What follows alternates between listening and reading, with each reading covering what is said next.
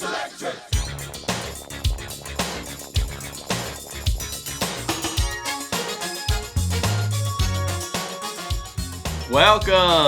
to Melee Stats Deep Dives, episode 13 or so. And, as the opening song says, it is electric. With Axe winning Smash Summit 8 this weekend, we have seen the biggest major won by a character with lightning effects on their moves. Oh wait, I guess there's Captain Falcon with the knee. Well, yeah. With that Wizzy winning that, it would have been the biggest one.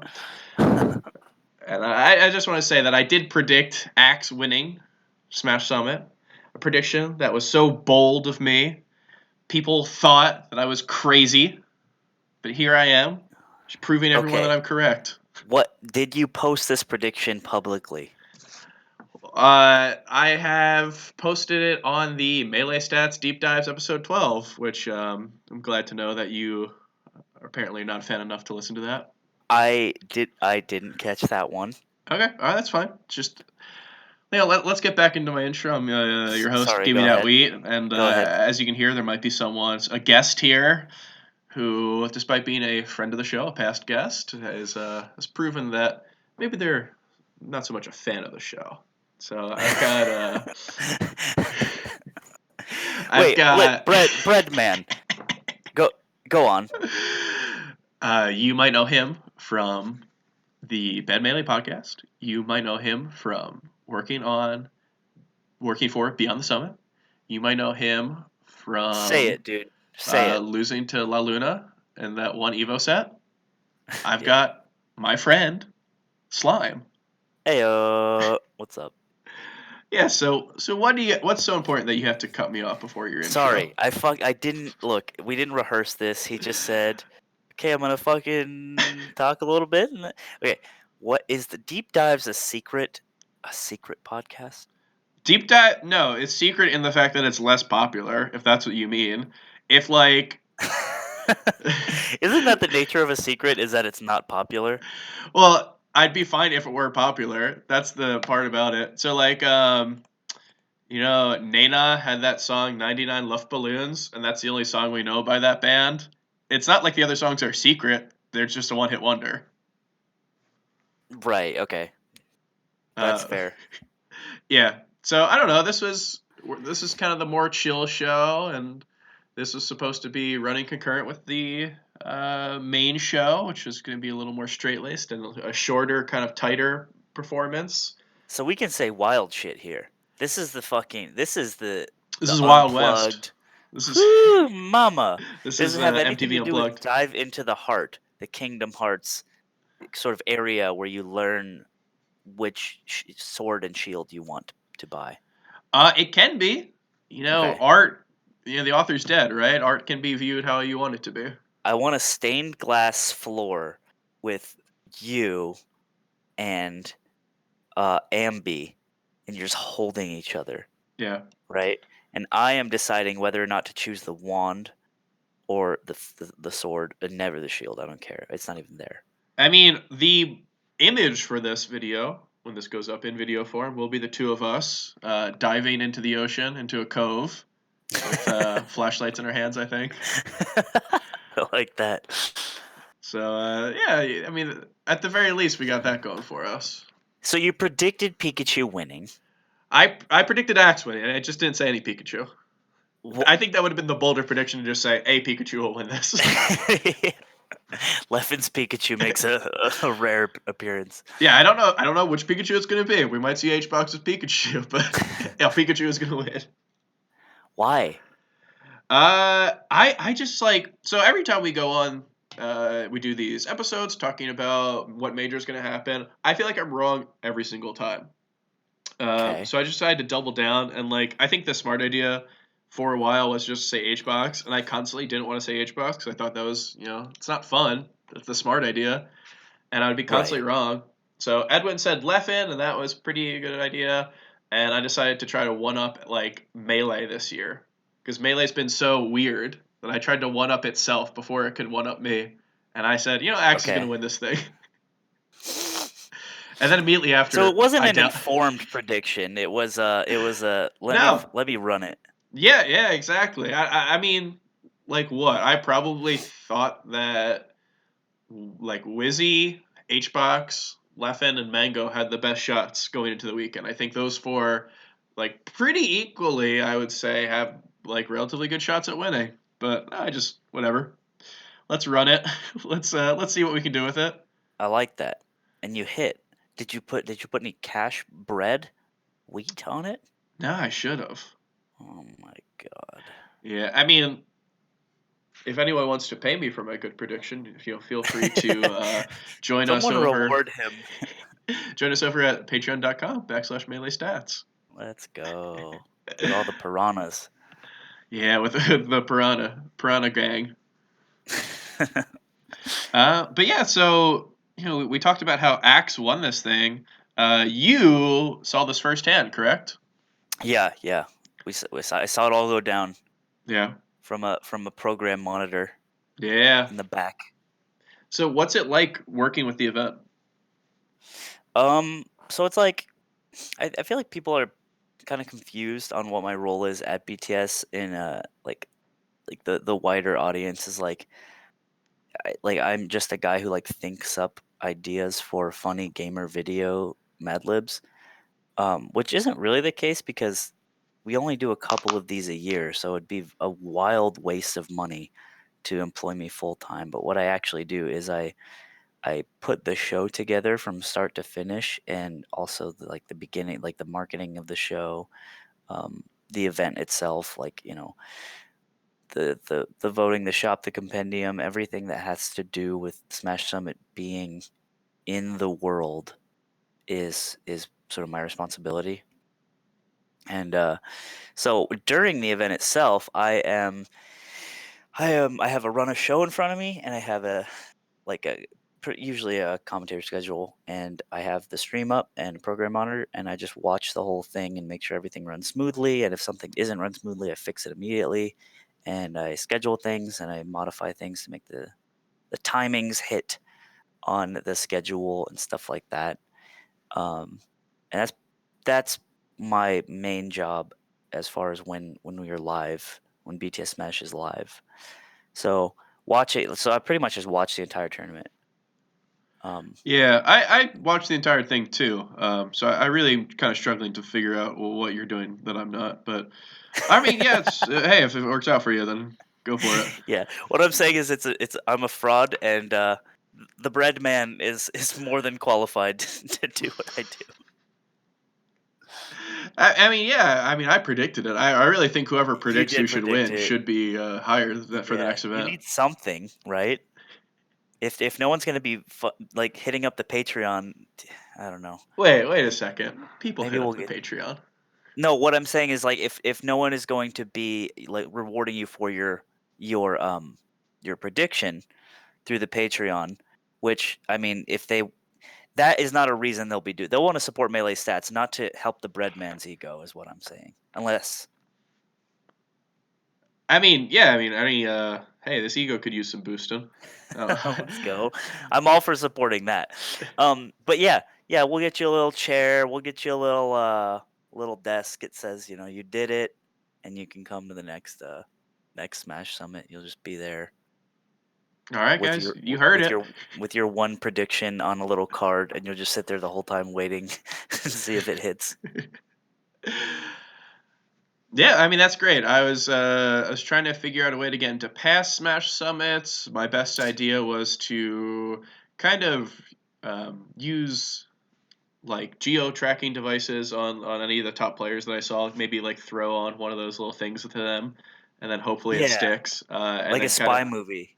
yeah, exactly. And then from there, I don't know the squatting rights in California, but I feel like if I were to live in that house for a couple of years legally, I would be the owner of it. If we didn't find you, yeah, So you'd have it would you'd be have to be a pretty quiet about it. yeah, it'd be the long haul. I wouldn't be. I'd be there for a couple summits, but really wouldn't be able to talk about it until summit like 30 or something like that. Yeah, you'd have to emerge. Yeah, in like 2028 when it's like Big Kid winning. Big Kid takes the title. You're like, I knew it, I knew it, and you're just like wearing tattered clothes and fucking. I come out in like the reason why people know they're old clothes because they're old like Smash GG clothing. Yeah, they're very much like a tree tree's rings with like Smash Summit 7 merch or something. Yeah, yeah. They're like, oh, we can tell those are the Smash Summit 7 pants. Yeah, yeah. Yeah, that's crazy you predicted it. But yeah, that's what I do. I didn't predict goddamn shit. It's usually it's a big sweat in production when Mango is on the chopping block. We definitely like Mango. A lot of the production guys Yeah, like yeah. Falcon a lot, so they were happy about Wizzy getting there in Grandos. Well, like the viewers also, time and time again, have turned to like just turning off their stream completely whenever Mango drops Yeah, out. it is such a funny phenomenon. For Ultimate Summit, when Mango got eliminated by Gluttony, we lost I think 10,000 viewers, like within 20 minutes of him being eliminated. It Yeah. was crazy. Well, it's so like I can understand from the Ultimate event because that's like there are a ton of people who are probably only watching to see the melee players. Yeah, yeah, But that's like the even in guy. melee events, it's the same exact thing where there's just tons of people who are they probably like melee, but they're first off a Mango fan and like secondly a melee fan. Yeah, I think so too. The Smash Summit audience is very interesting because it mirrors the top 8 audience in general of melee tournaments, where it's like, for instance, I like Street Fighter. I'm not watching some Street Fighter regional stuff. I'm just not going to do it. I want to know who's the best and who is in contention for the best because I'm a casual passing fan, you know? And it's interesting to think about that in terms of melee. I feel like for us, because it's what we think about every single day. So you're like, wait, how could you not know Big Kid is sick? Right? But it's like some people just don't. Well, a lot of people, the majority, I would say, of like a top 8 or a Smash Summit audience, just don't care. Yeah, it's so wild to like have a conversation with someone about melee and then just realize that oh yeah they like don't devote their entire life to this, which is the smart thing to do. Yeah, it is the smart thing, but it also implies that like there's something that out there where they must, if they care enough, or if they're just like surface level humans in general, which isn't a bad thing. But it's just like the things they enjoy, they don't spend obsessing about.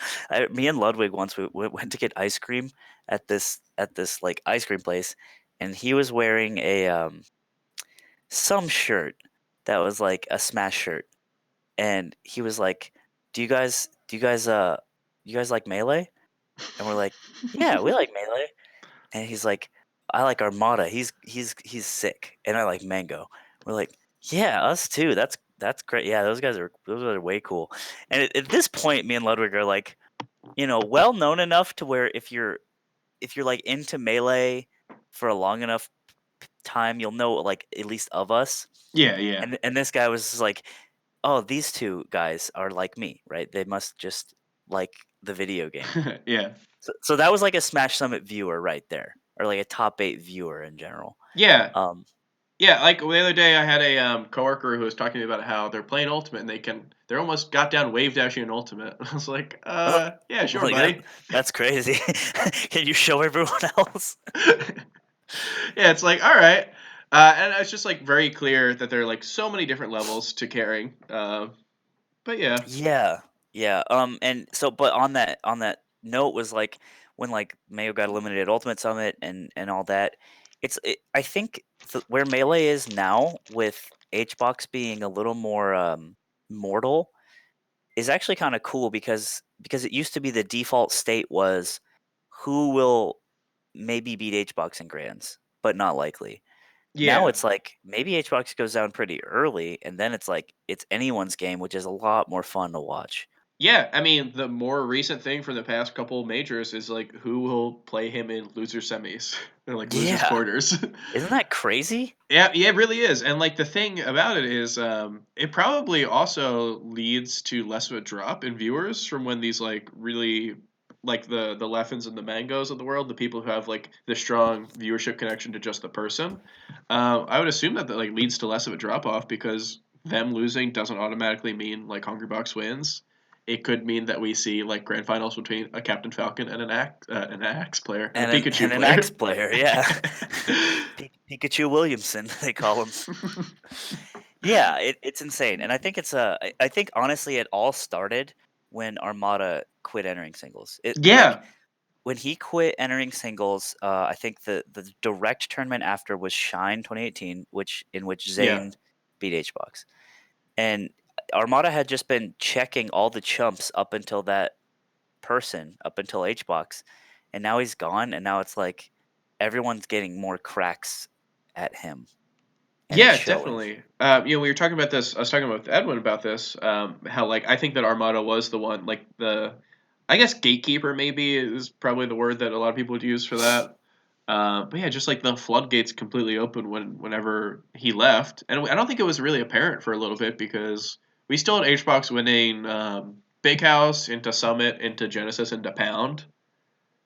Yeah, But like, yeah, I mean, all it takes is like someone like I don't even think beating HBox is like the far and away the hardest thing in a bracket right now. yeah, and it used to be beating Armada and also HBox. Yeah, that was the thing is that like Edwin and I were talking about it, is like it was so hard to be a player who could both beat them or who could beat both of them Yeah, because you might have the ability to beat HBox, like Wizzy had sets on him, Zane obviously, but then you would have to like also play Armada. So like yeah, the idea that you would somehow dodge both of them in a bracket seemed impossible. it is pretty interesting, and like I I think Armada not playing singles has incrementally increased like melee viewership from the because what a viewer hates is predictability. That's the worst thing. I mean, that's not like a story in general, a joke in general is built on the idea that you will encounter the unexpected. You will be Yeah, subverted. exactly. When I'm And when watching it's like, no, sorry, go on. no, when it's HBox, Armada, it's just like, oh, same shit, same hat. Yeah, yeah, exactly. If I'm watching like Evo Grand Finals for a game that I don't ever watch, like I can't even think of an example, but if I'm seeing someone who wins like every single tournament for Mortal Kombat or whatever, like Sonic Fox in the past couple of years, I guess, where he's been for a couple different games, the guy who's Yeah. been like the one to beat. Like you don't want to see him win the big tournament because you're only watching that one. You want to see like something new happen. But also it's really funny because that also requires the guy to win every single other thing before that, which you just don't Before that. watch. Yeah. Exactly, yeah. So there's a push and pull, and that's not to say like I think Armada. I think if he played again singles, that would be very good. I think everyone's also just catching up in general. I think people have been saying that for like 10 years, but either way, like if Armada played again, I think it would also be him entering into a bit of a new spot. Um, and it would also like him taking a break, whether or not permanent or temporary, is like ultimately a good thing for viewership in general. As far as the game itself, who knows? I think being repeatedly whomped by Armada as top players might be a better thing for them to Yeah, learn. possibly. But but yeah, I don't know. It's super interesting. I think about it a lot. Viewership is part of my job to think about all the time. I watch all top eights and shit like that. Um, if I don't fall asleep, sometimes fall asleep because it's Sunday and I'm a sleepy boy.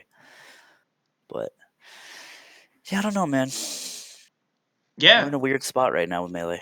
It's Weird meaning good, but also different. it's really interesting. I don't know if people would have said that this was what 2019 was going to look like, was the year where it just all fell apart. I mean, in retrospect, like, the first year that we have without Armada for a long time, like, that would make sense. But yeah, it's wild. I personally thought this was going to be a year that, like, I didn't really think it would be fun, so maybe it was, like, me hoping that it didn't happen. But I thought it was going to be, like, HBox just winning, like, every single major. Yeah, I mean, it feels like based on past data, that's kind of how it would go. Yeah, right. I mean, like you take away Armada, who was the only player who was like, able to consistently beat him last year. And then like what else do you get? But yeah, I think this is a pleasant surprise. Not because I don't want to say that it's because of I don't like to see H Bucks winning, but I think like any person winning that much can be kind of stagnant for the scene. So I think it's really incredible that we see all this stuff like this. There is a question that is like gets begged though, is like if Mango was as consistent as let's say Armada or HBox, he was the one winning all the time. Is that a win for the world because it's Mango? Is he the only exception because he plays like a mad cunt? I mean, I think if Big Kid was winning every tournament, Let's go, big kid. what if this just started like at SmashCon on, just like it's just like a month later, just like started. Yeah, yeah, we really didn't expect Big Kid, the 80th seed in this tournament to win, but he did, and then he won every other tournament he's entered. Uh, He shot up like a rocket. yeah, yeah. I mean, like I guess you could say that there is like a value that changes based on how they actually play, like what actually happens on the screen.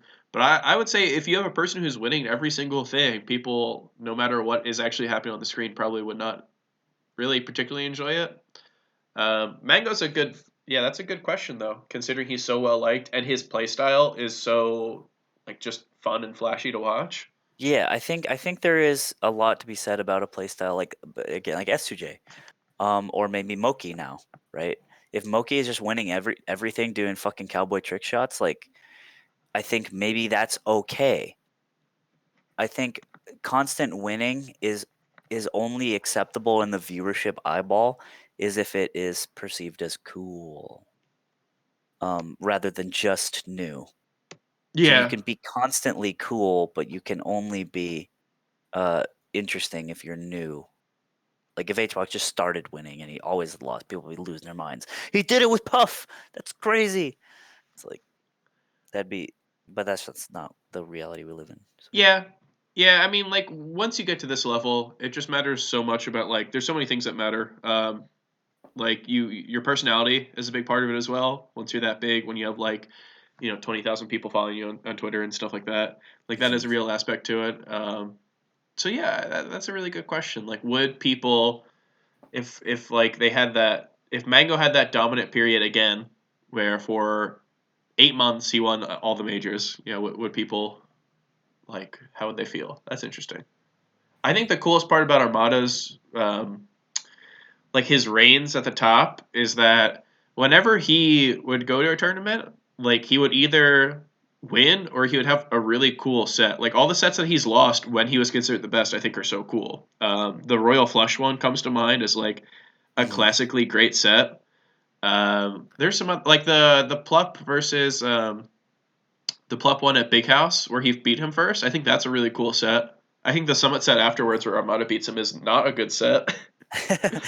The I mean when SJ almost did it, like everyone remembers that, Yeah, you definitely. know. Even just almost getting there for someone like Armada in terms of like such a milestone, when SJ almost did it was like it was huge. It was big news. And all he had to do was down there and he didn't, but whatever. I mean, all Rishi had to do was down there at that one time too. Yeah, that's true. Yeah, Evo 2016. Yeah, I think it was 2016. I saw that shit too. I was like, "Who the fuck is Smash God?" I was such a boy at the time. Oh, by the way, I want to shout out one of the people who posted on our comment page, YouTube, the last week. We were talking about Marths who could beat Mango, and we didn't mention Rishi, and we got flamed in the Oh comments. yeah, that'll do it. The one He comment that was left on the video was was. I think it said like how do you guys call yourself melee stats but you forget Rishi. Yeah, God. I mean, Here's the thing. Ready? Here's my clap back. You tell me that you think Rishi could beat Mango. is that it? You're That's my. saying that he can't? So I mean, yeah. I mean, we can get into this. My little chestnut of knowledge would be like great Marth players can beat Mango, but like you have to be a great Marth player. Rishi and Pew Pew are great players, great melee players who play Marth. Really? You think so? Yeah, I think so. Like, just there's really small ways that I think their playstyles are different than someone like Zayn. We actually mentioned Stango as like the next most likely after Zayn to beat Mango. Uh, Really? I think Zayn is like there's a certain level of like degeneracy that I think you have to play with, and I Okay. think Pew Pew and Rishi are both extremely like smart and intelligent players, smart and intelligent, um, and they're also playing with like the idea of trying to innovate stuff in like really small ways. You know, like they're the type of people who would I think would say like down throw tech chasing is like really the future, but then you just see like Zayn or Muta King just kind of like up throw chain grab and just like destroy spacies with it. So when Spud says cool Marth can't exist at the top level, that's what you're saying. I mean, I think this is not regarding like how cool it is. I think Zayn has cool moments. I think Muta King has cool moments, and I think Pew Pew and Rishi also have cool moments. But I just don't think that like the way that they play Marth is like a way that makes I don't know like a way that only Marth players can be good at. Does that make sense? I'm like Okay. I feel Yeah, yeah, confident yeah, yeah. that Pew Pew could pick up four different characters and still be top 30 or something like that, Yeah, top which he 50. has. I mean, he's played as Fox in like very top His level Fox, yeah, matchups. I've heard good things about his Falco too, and I think Rishi probably would be someone pretty similar. We saw his Fox, and it obviously didn't have the same results as his Marth, but yeah, it's just like Interesting. anyone who says that they're not an FD Marth, I don't think that they can beat like Mango, and that's just how I look at it. Yeah, that's a good point. I also think Zayn does cool stuff, but like there's actually this weird public perception that Zayn is lame. And I think maybe I helped sort of perpetuate that um when I did the slam on the scene when I just did a whole bit where he was lame and he dashbacks. Nice But I one. actually think at a surface level, it's hard to tell. Like your average watcher isn't going to think that Zayn is lame unless they think gimping is lame in general, or unless it's just happening to Mango, in which Yeah, everything is lame. I think like your average watcher is not really going to have the same opinions of what's lame compared to people who like grind melee. Like I'm sure that like Amsa, I think people like obviously people love Amsa, but if you like watch certain parts of his sets where he's just like egg camping, uh, Yeah, he is. He does. He engages less than a lot of the field. yeah, and even like I don't know, it depends on like what you think is lame. People can say Axe is lame, because like I guess if you think Pikachu's lame, but yeah, it's wild that there's like I think there's a group of players who definitely are like I wouldn't debate someone if they called them lame, because I see what they're talking about, but like also I think that that would be perfectly fine to many Yeah. people. On the subject of lameness, it's interesting because like there are so many little like if you're considering like the obsessive fan base slash involved base of melee like viewers and community members, like okay, there's like melee stats, there's like the Reddit monsters, there's like Twitch heads, that watch every single stream, they sub to every smasher and stuff like that, and everyone in that sort of bracket is very involved with the game and knows a lot of shit, probably can rattle off 80 of the top 100 by thinking about it alone. And then and then there's like, and then it travels upwards in level to the surface level viewer. But you know what's sick is that like no matter what, when we see something cool happen, we all for a moment come together and are like, nice. Yeah, definitely. I mean, like watching a tournament in if you're in the crowd, it's obviously like that everyone who's watching is not like, well, actually, West Balls is up, 5-2 this year. Like, Yeah. you're not gonna think that, but yeah, I mean, we can all like be really excited when he pops off on like a suicide day or something like that. Yeah. And that's like I think why melee is still a thing that is has survived for so long is because there are moments where everyone can come together and appreciate it. And then we all go back to our own little cabals and fucking talk shit. Talk shit. Yeah, I mean, And but that's what also it's I all think you about. got the same exact thing where like the opposite where you're at a tournament and there's people who are like obviously like newer to the game who are cheering for stuff that's just like so inconsequential to people who Like watch it a Stomp lot. Knee and shit, Stomp yeah. knee, stomp knee, obviously the big one. Dreamland clapping, I guess, can also fit into that. Yeah, you gotta be a fucking wild man to think that that's cool at any level in your life. I don't know, dude. I'm just I don't know. Do you I'm know just different. YCZ? Do you know Leon? Yeah. So Leon, I love him. He's so cool. He is He incredibly like claps? soft spoken. What was that? Does he clap? No, no. But Oh, I okay. was Sorry. no, I would never. I would never associate with a known clapper. Uh, but yeah, so he's like so soft spoken. He's such like an intelligent guy. And I've never seen his voice go over like can't even think of a decibel count because I don't know how it works. But yeah, I mean, it's just like if he were at TV, he'd constantly be on like 5 volume, like that Okay. volume that like your grandparents put on because they just Yeah. like want something there. They don't care what it says. Yeah. He's so constantly quiet. So I was watching Evo with him. We were in the stadium, and it was losers quarters, Wizzy versus HBox, and they go to Dreamland. This is the first time Dreamland's been played this entire tournament. And immediately he yells, "Stop clapping!" Holy shit. And there's this kid in front of us, probably I don't know, probably 20 or something like that, but like kid because they're clapping. Yeah. They are infantilized no You're a matter kid what. if you're clapping in Dreamland, and Leon just smacks him in the back of the head. No way. A random person? I've never seen him do this. That's insane. It was wild. But I mean, Wow. I think justified in a sense. Oh, absolutely 100% justified at any time ever. Yeah, no, clapping is very like I think the new vibe at tournaments, it's gone through this evolution. At Genesis 3, the clapping started and everyone was like, "Oh god, what has become of us all?" Right? That's when the clapping really did enter the world. And Yeah. then like tournaments had gone and like everyone's kind of slowly decided that the clapping was whack. And so it was like now you would hear people clapping and then you'd hear a crowd, like other pockets of human beings screaming, "Stop, don't," like groaning and booing at the clapping, right? And now what I've noticed with the last tournament I went to, Genesis 6, now when people clap, we've all given up and we just don't say anything. And that's the world we live in. That's the Dark Souls Yeah. era. Yeah. I think I briefly at Genesis 6 is when I thought of this. I was talking to Ambi about it and when we were watching.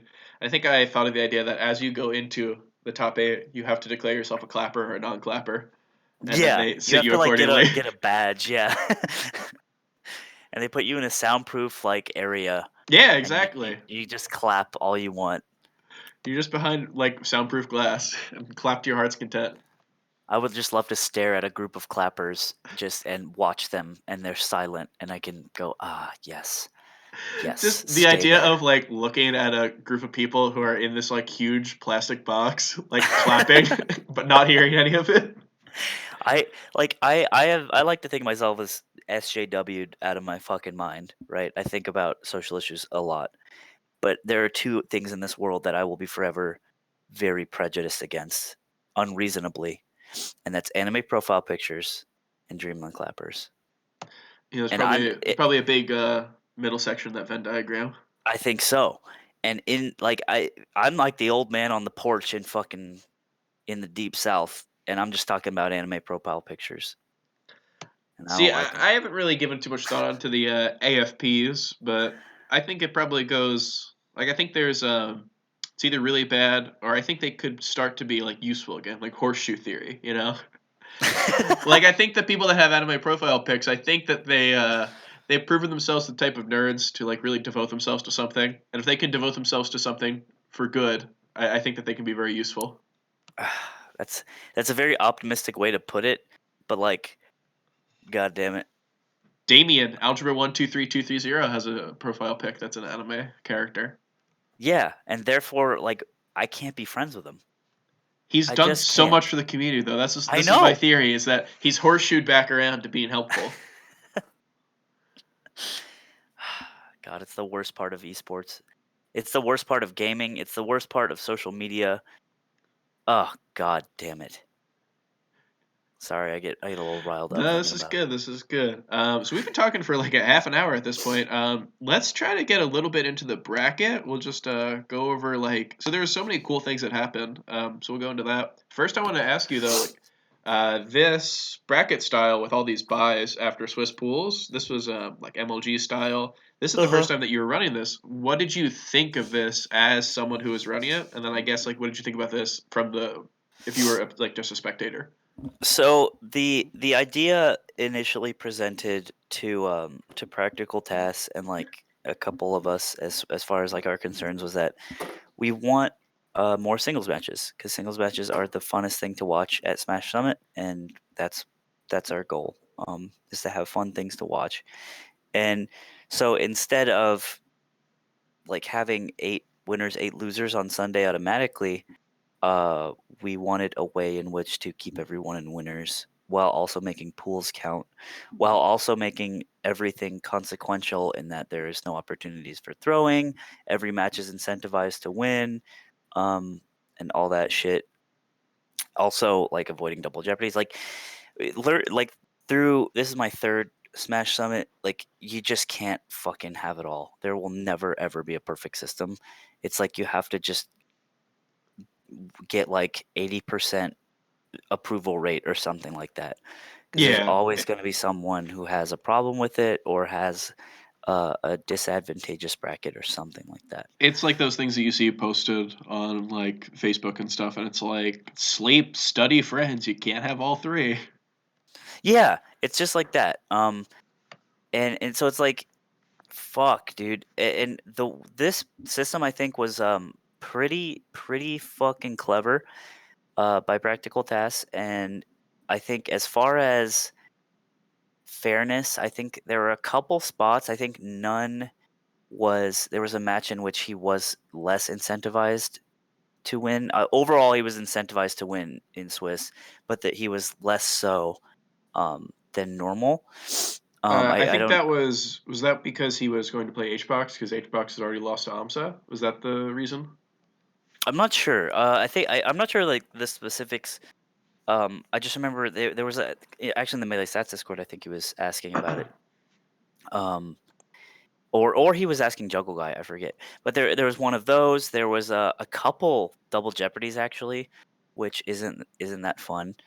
Um, No, and it really so overall I thought the format was really cool because we got to see a ton of matches, but yeah, there were definitely some heartbreakers. Like seeing Triff reverse 3 Zane, but then lose to Zane in losers was definitely kind of a yeah, heartbreaker.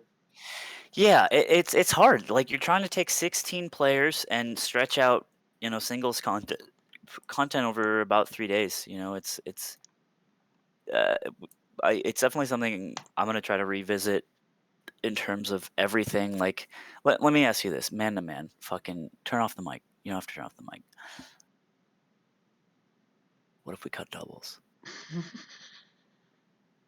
You know I it gets mean, like you know it gets dog shit viewership, dude. this was I think I maybe told you this when you were talking about potential double seating, which I did not actually give any thoughts on. But this was like the first doubles tournament where we just like didn't have any static teams, any people who've like ever played with each other on like a consistent basis. Like before, Was it it would be like PewFat versus Armada and Mewtwo King, which is right, like right, right. super cool to see. And like now it's like whatever. It's like I mean it's cool to see Mango and S2J play because they play every now and then as a doubles team. But yeah, It is also cool to see how good Mango is at doubles in general.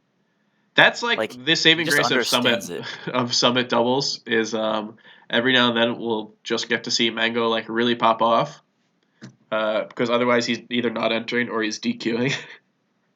If you like doubles as a Melee fan and a Melee viewer, you are you cannot be the surface level top 8 watcher. There is zero, absolute zero crossover in that Venn diagram. Like if you like doubles, that says so much about you as a Melee fan.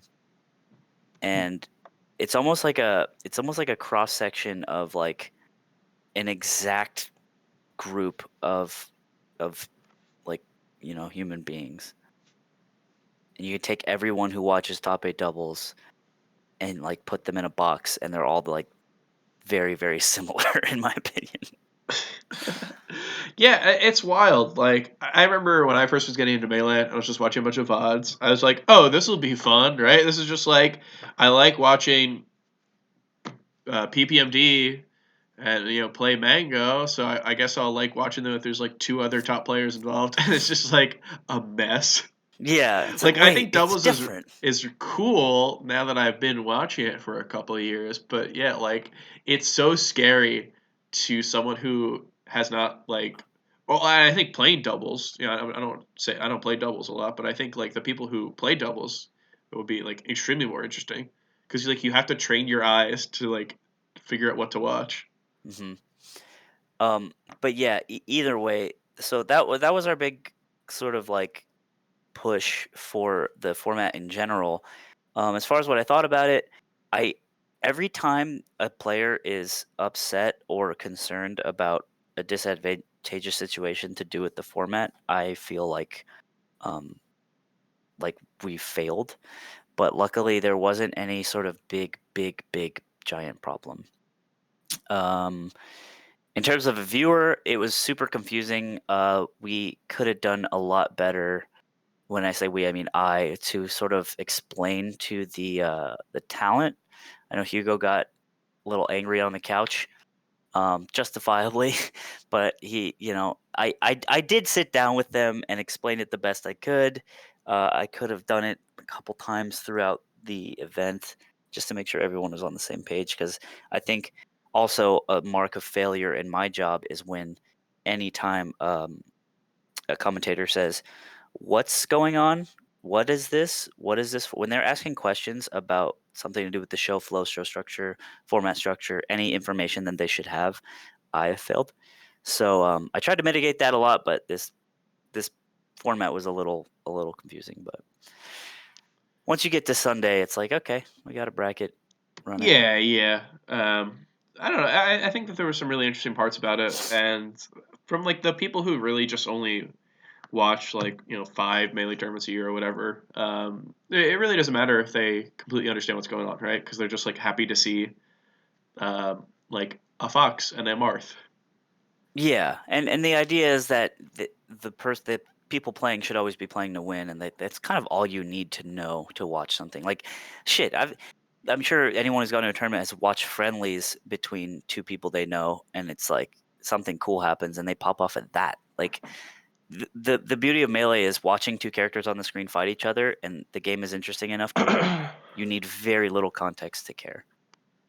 Yeah, yeah. I mean, it's just like it's such an issue to be able to have something that is like easy to follow, gives you a lot of sets, and also like works perfectly for the players and the viewers. But I think like I really do commend Summit for constantly trying new things. I know that this is probably like the third or fourth big like format change since Summit began as a Yeah, like to hold Smash. So that's definitely really cool to see. yeah. It's I mean, it's always on our mind. Like, I think Melee's it's scary. Like anytime Melee feels boring, everyone starts to get scared. Like in the scene. Like, uh-oh, it's over. Everyone says it's over. Melee dead. Like that's the running joke. And Yeah, we were supposed to be dead like 2 months ago, right? Three yeah, months ago. yeah, exactly. And to mitigate that is a big deal. Like because we like Melee obviously too. Not from like a business perspective, but like we play it all the fucking time. It's in our bones. Yeah, I mean we're all pushing so hard for this game to continue, right? That's why we're still sticking with it. I have a question for you. Yeah. Ken Hotbid Chen says he is the best, oldest Melee player, that there is no one older than him that can beat him. And Well, this like I, f- means that you have to reveal his age, right? I think he's 36. Oh, I think he gets beaten by Eddie, the Ganondorf who won MLG Orlando. I think is like almost 40. Really? I mean, like, yeah, I'm pretty sure he is at the very least 36.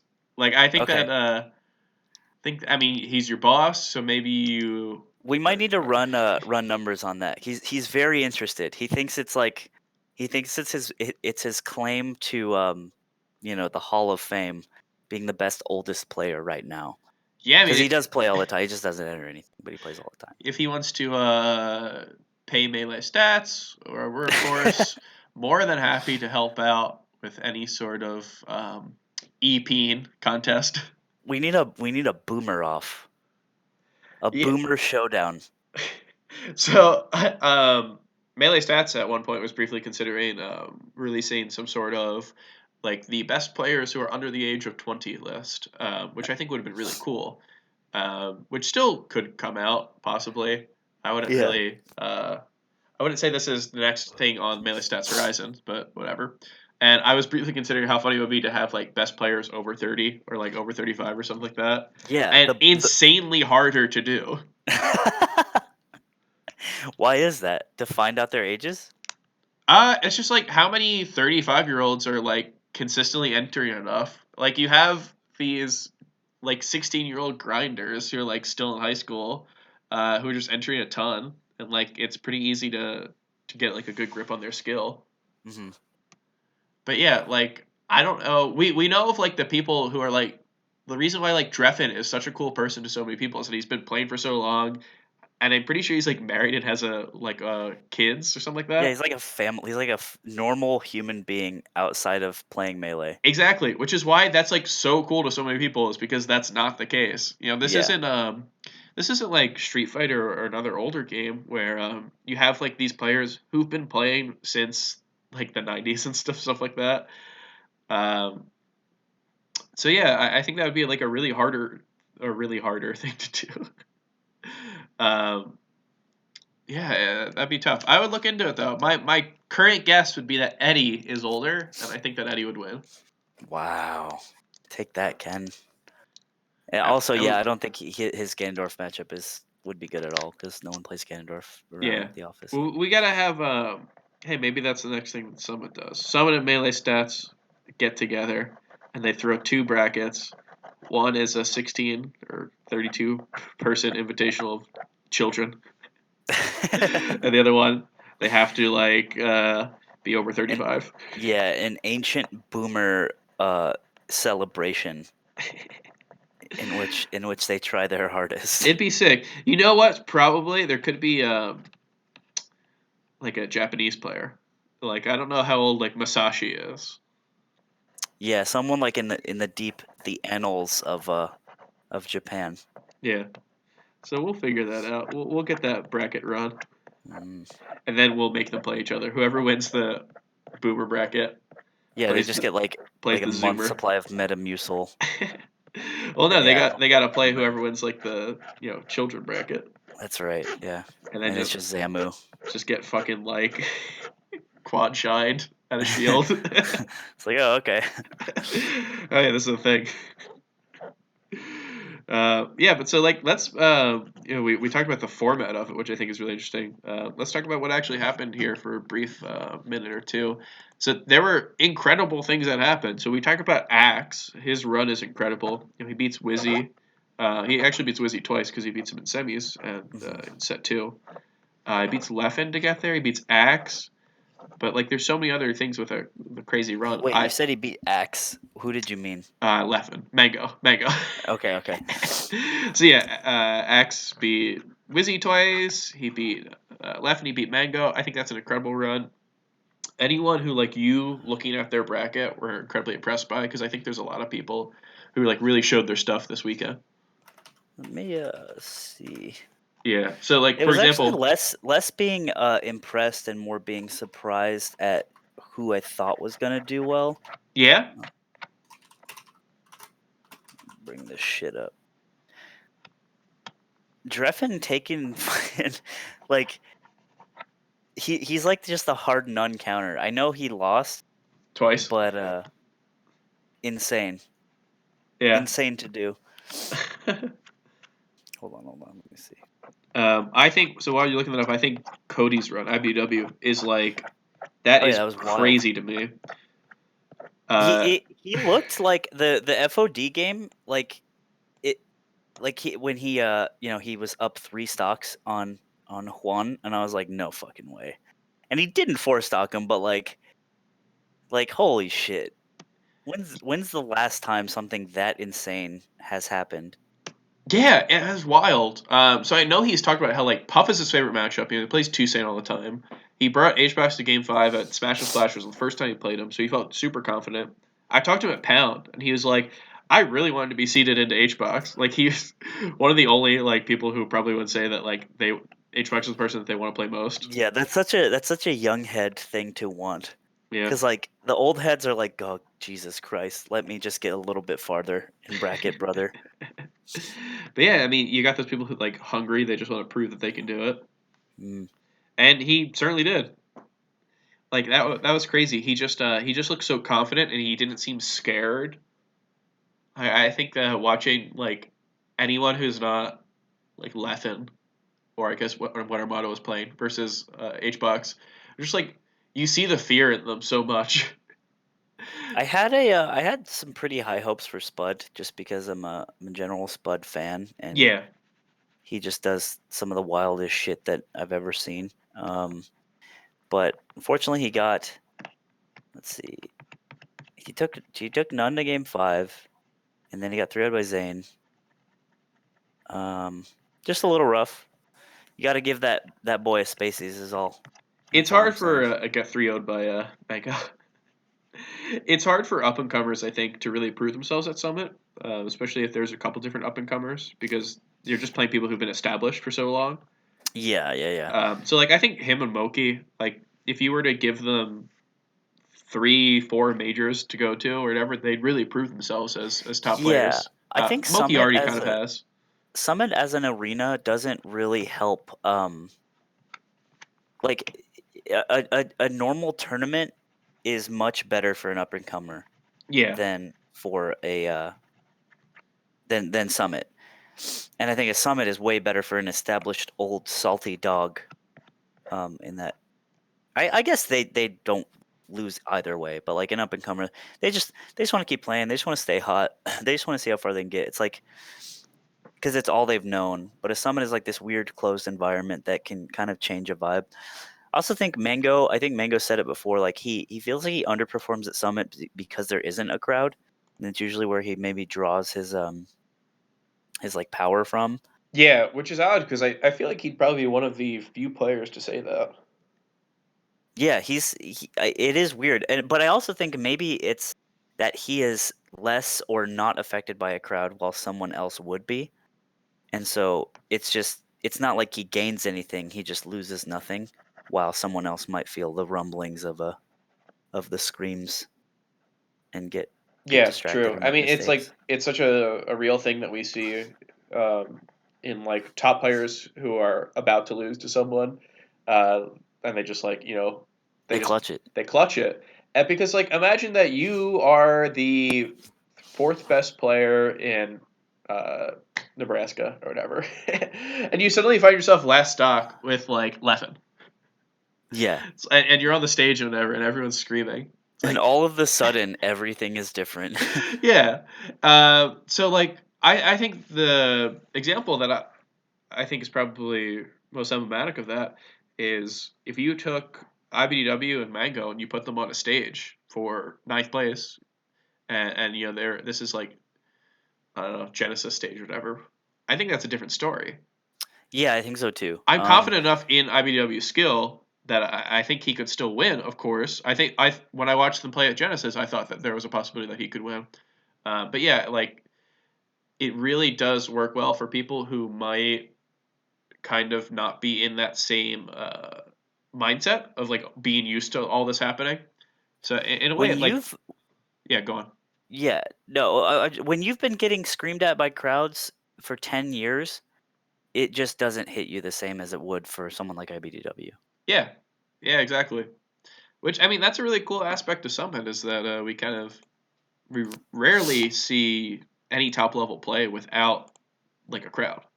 Yeah, it's like a beaker. It's like a science beaker in which we can see like this isolated skill um, inside that room and see what really happens and stuff like that.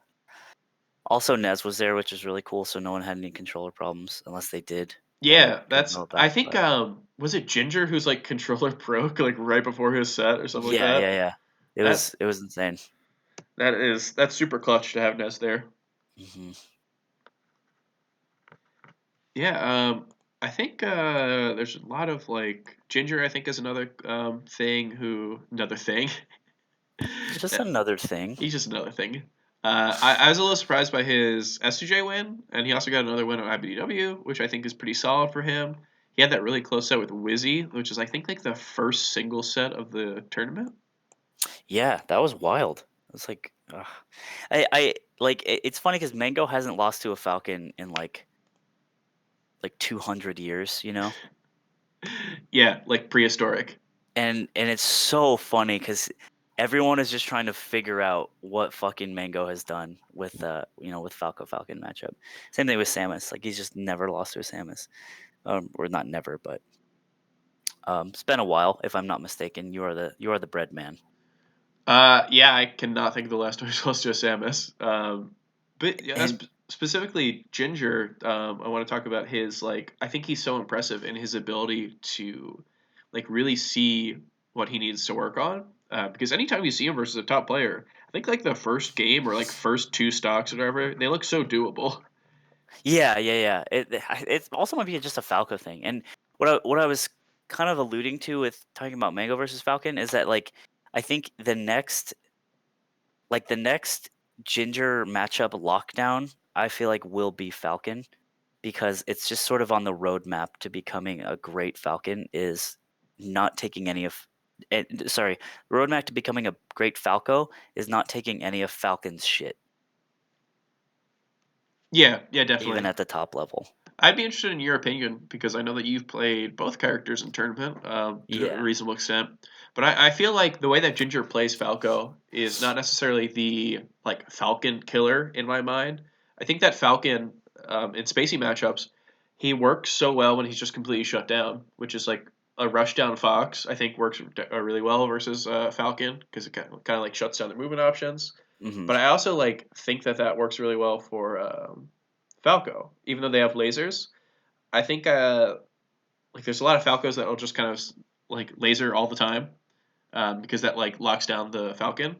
But like you'll Yeah, see it's Mango and actually he'll do like a lot of both, and I think that that's what really kills it. yeah, it's interesting because like what a Falcon actually wants sloppy. No, I wouldn't say sloppy, but Falcos that default to lasering is actually juicy, delicious food for a Falcon. Because for one, you can predict the timing so you can power shield easy if that's what you want to go for. Two, you can just read it and like full hop dare right over the laser or something like that. Like knowing if a laser is coming out is a death sentence for Falco. And so you've either got to be unpredictable or be thinking one or two steps ahead with your movement after like the turn up tilt or something like that, Yeah, yeah, to hit that to stop anything from going in. And from Falcon's perspective, it's like if they're doing it right, you're fucked. But if they mess up just a little bit and you're fast enough, which Falcons like S2J and Wizzy and just general top level Falcons, high level Falcons, they'll get you. Um, and part of being good at that matchup on the Falco side is just not having any empty frames and empty movement and whiffing up tilts. Like you miss an up tilt against Falcon, like trying to call him going in or something, you're getting grabbed and you're getting killed. That's just fucking it. Um, and so it's that fear that makes a good Falco, in my opinion, but it also makes when the plan goes wrong, it makes it really easy to panic and get scared because you'll get killed really fast. So yeah. All right, so I got a question for you. Who do you think you would favor taking a set on Nun first? Let's say Nun plays 10 sets with two of these people. Who takes more sets, Ginger or Santi?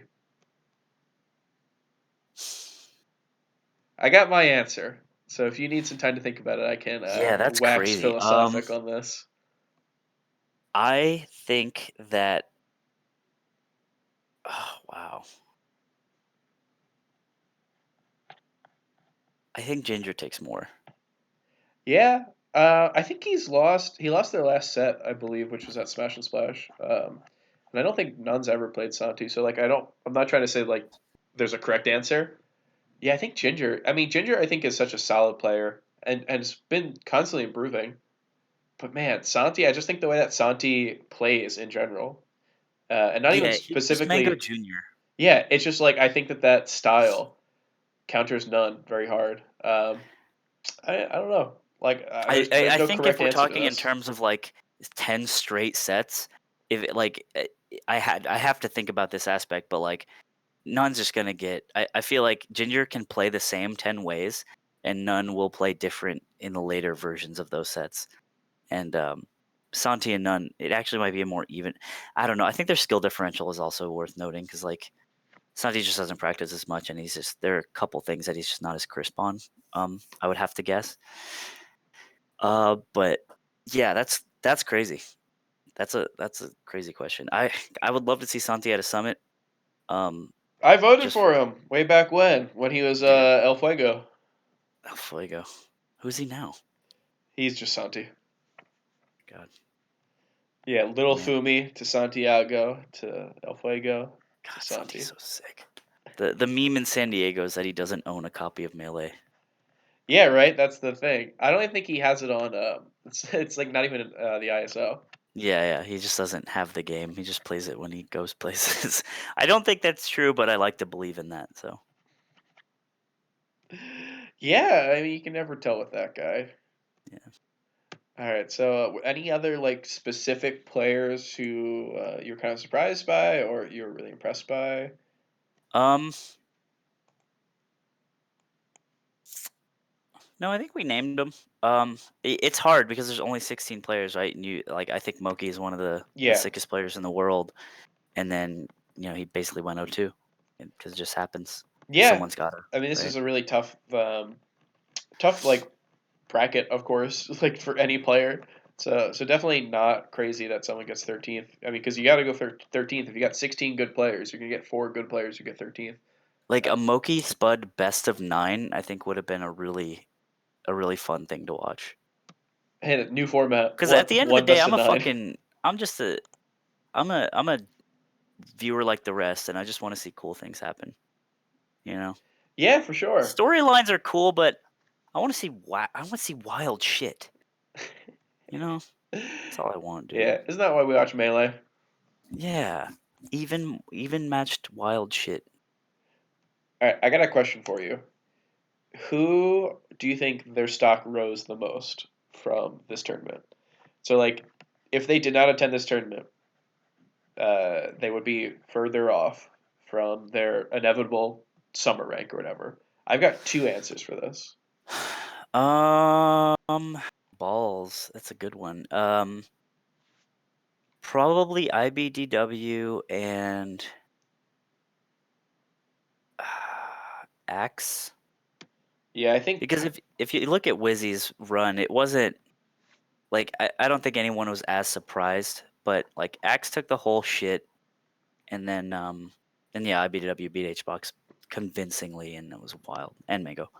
Yeah, Cody's definitely my pick, but I actually don't think Axe gained a ton off of this win, oddly enough. Like, I think that's really good. I think this probably solidifies him as somewhere around like four in the world, like for a ranking. Hmm. But yeah, my answer is going to be Triff. I think Triff has really proven that like the Really? Muti King win and the Amsa wins. I think it's hard to like I don't know. It's hard to see those wins and really downplay him, of course. But because he's from a different countries, different Europe, it's really hard to see European players in like the same level unless you're Armada or Leffen. Yeah, yeah. So him coming and You got to showing that travel. like he can beat Zane, he can beat IBDW, took Leffen to game five. I think there's some really impressive stuff from him. Yeah, it's a good point. I think it's interesting. I think Peach players and European players often leave our NA minds quicker than they should. And when you're both, it's even harder. Yeah, But rough life for the Europeans. it just sucks. He's got to travel. You have to travel like to be seen in this. Like it's just such a largely NA scene. So you gotta if you want to be noticed, you have to go to all this shit, and it's very expensive. It's just Yeah, hard. definitely. I mean, he went to Big House and his entire like I don't think he It was a 24-hour venue, so I just don't think he got a hotel. Oh God, yeah. See that's Melee, dude. God, Yeah, that's fuck this Melee. shit. One day we'll get bought out by like Pfizer or Elon, something. we'll fade Elon's shit memes just so we can catch the bag. God, you know there's gonna be like mandatory clapping, but it'll be like $100,000 prize pool. Yeah, fine, fine. We'll be like, we'll tweet at Elon. We'll be like, dude, you're so funny.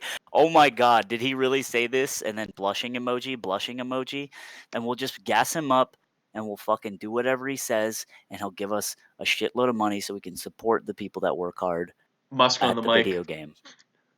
God. There's gonna be a new segment called Musk on the mic. What's up, everybody? It's Musk on the mic. We're firing off into space, but the one with the grid lines in the back, because it's Final Destination, X is his name. Pikachu's crazy. Hey, why doesn't anyone play Roy? And then we have to fucking answer his question. We have to tell him. The entire crowd has to explain this to him. We have to explain why Roy's bad. And he's like, but really though, like he could do it, right? And we'll be like, yeah, man, totally. Fuck yeah. Then Where's he the he check? then makes a new rule and he says one. He like points to the like there's like 16 people or like top 8. He like points to one of them. He says, "All right, you got to go Barth now, Yeah. or you got to go Roy now." Sorry, You gotta go, Roy. Do it. just like picks one by random. Sorry, Elon's Leffen, you're going Funhouse. Roy. And then he's like, and Leffen's like, no. He's like, pay you $100,000. And Leffen's like, yes, sir, right away, sir. All right, maybe this isn't like the greatest future that we can imagine. This like slowly got very Black Mirror. Hey. Ayo. Ayo. Fucking run it. Who cares? Let's just pay these boys for all the work they've done for once in our lives. Yeah. Well, you know what? Speaking of which, I think that was the coolest thing about. Well, one of the coolest things about Axe winning was that he had his stream set up from Yeah, one of dude. the little like stream setup stations that you guys had, I guess. Yep, And yep. did you see he's just like raking in like 3,000 subs or something like that? Dude, I think he hit 5K from, I think he had a Really? base of like 1K or so, and he hit 5K during that session after winning Summit. And I was like, ooh, mama, that is pretty cool. I think he literally got more in from that than he did winning first. That is nuts. Prize pool, yeah. So very cool. I'm super glad that we had those for him and everyone else because Leffen used it a bunch. Yeah, it's just insane. Yeah, I mean, It's a like huge perk. one of the really positive things about the new venue, I guess you would call it. Uh, Hmm. like it just seems like there's so much for the players now. Like so much more. I guess logistically, there's probably more friendly setups than there were before. Yeah, we got more friendly setups. We fucking scoured the SoCal like world for more CRTs. We got more Wii's. I think we have like 25 right now or something. No one was ever sort of couldn't find a setup, even with all the people there, like the VIPs, the coaches, the players. They also just like people are gonna miss the house, but but doing our job like for like filming, for production, for finding people, for organizing everything, it's 3 times easier. Like not even exaggerating. It's like it is so drastically easier that if we went back to the house, I would weep big tear. It is so, and that's why we were able to do the shit we did with like Bandersnatch. That's not easy to film. Every scene needs to be lit. Everything needs to be done correctly. Oh, and Everything it needs to was be lit. framed. I will let you know. And like to do that in a house and like, ooh, forget it, forget it. And we can like build sets now. We don't have to like repurpose rooms in a house to like make a content piece. Like, I don't know, dude. It's just that gas. Yeah, no, it seems sick. Way easier. Oh. Yeah. Well, we're running up on a little over an hour here. So, is there anything you want to speak your piece about? So much. I have so much to say. Speak to the 100 and 20 consistent listeners to this podcast. Fuck yeah, dude. Look, I know we're at odds a lot, you know, melee stats, slime, but Are we? Is this a, this but is a thing? I think the what brings us together is just cool combos. Yeah, we And all want the best for Melee. no, I don't got much to say. I'm just glad people watch. I'm glad people enjoyed it. This is like staying together for the kids. This is our loveless marriage. That's right. Yes, there's no love. I would say for anyone who's listening in general, like all the players, all the commentators, all the people that are involved in the scene, never n- don't think for once that they don't read your comments and read Twitch chat and like hear you discussing them. This I mean this applies to me just because I'm an obsessive fucking like douche, but like Leffen literally reads Reddit every time something happens. He just goes. He's done it on stream. It's not a bit. Everyone does it. So know that, and know, I guess, that the power that you hold in saying things about people that you care about or don't care about, or at the very least watch. It's very real. Everyone reads everything.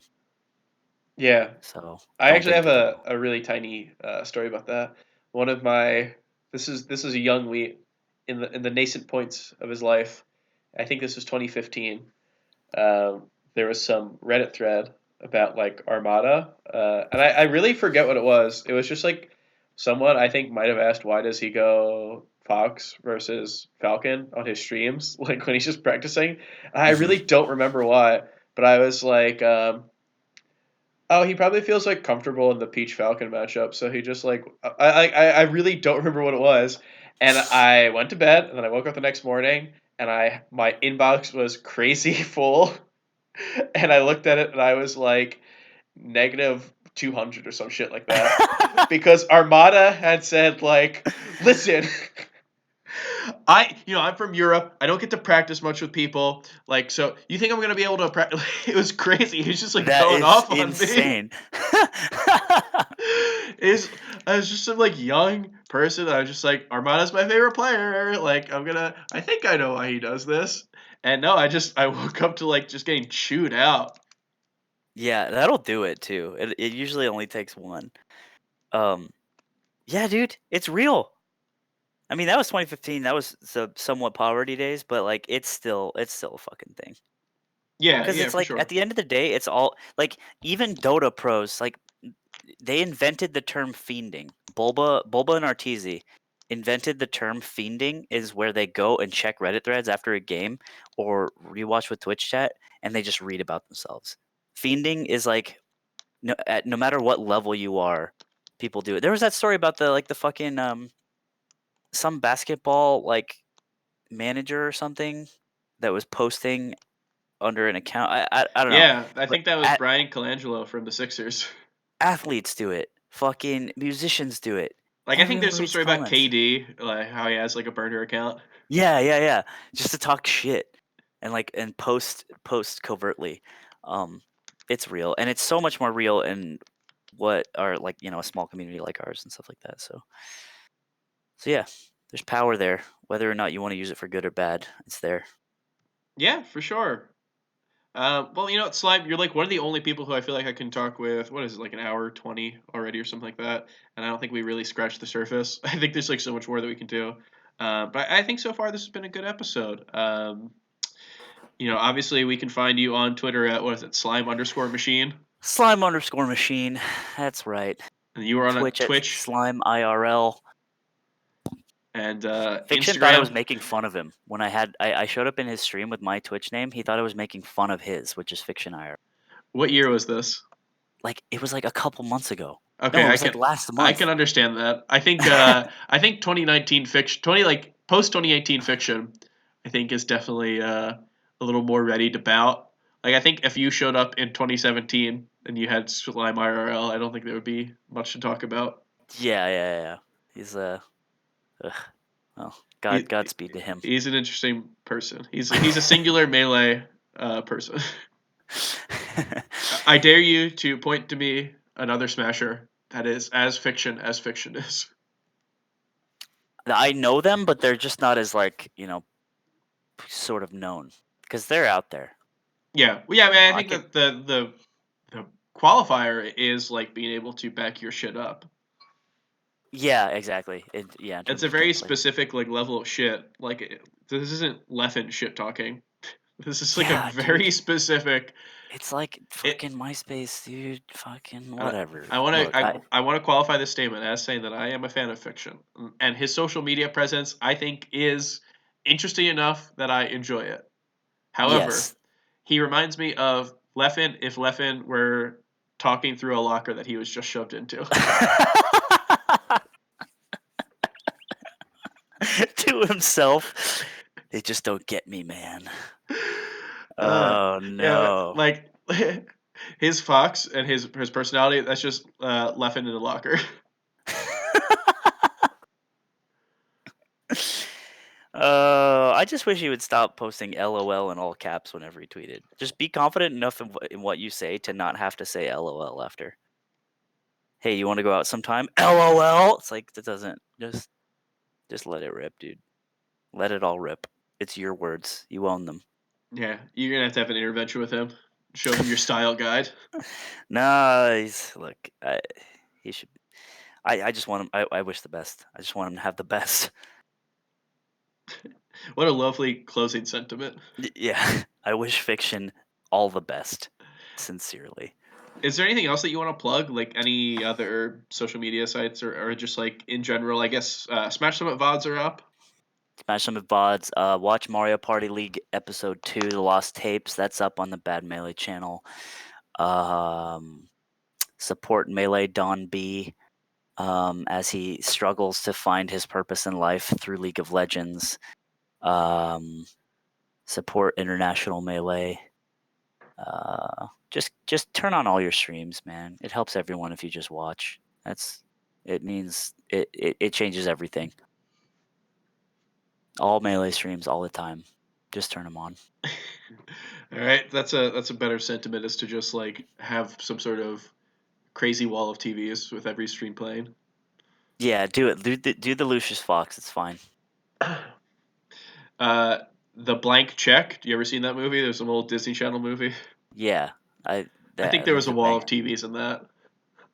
dude. Ooh, you just ignited my reptile brain. Mamma mia. Well, we'll get into that after. Yeah, so he just said where you can follow him for Melee Stats. You can follow us at Melee Stats Pod on Twitter. You can follow me at Gimme That Wheat. And if you want to help support us, you can always give us money over at patreon.com/Melee Stats. Smash that Patreon, boys. Helps out with Smash it. the podcast, helps out with When's Melee, helps out with any other articles that might go on to meleestats.co, our website. And of course, we'll try to have fun lists and stuff popping up every now and then. Boomer list. Best boomers. Yeah. Best boomers coming out. Only if we hit $100 a month. Let's go. Get there. I think there is a drunk stream promised if we hit 100 a month, which we were Oh. very close to for a little bit, and then we kind of moved further back away. But Watch out for taxes on that shit. It'll get you. yeah, you had some issues with the IRS, didn't you? Yeah. That's why I'm streaming every Monday. Hey, follow you on Yeah, Twitch. Twitch every Monday. Every Monday I review and explain why they're funny and shit. So All right, that's good stuff. All right, so this seems to be about it for episode 13 of the Melee Stats Deep Dives episode. And classically, I have no idea how to end a podcast, so I'm going to defer to you. How do you think I should do this? You hosted your own podcast. Two, some may say. how do you do it? You go thanks so much for watching, but we're not watching, we're listening. We'll just see. Is it weekly? Sure, could be. We'll see you next week. All right, everyone. See you next week. Yeah. Yeah, that'll do it. All right. Thanks, everyone.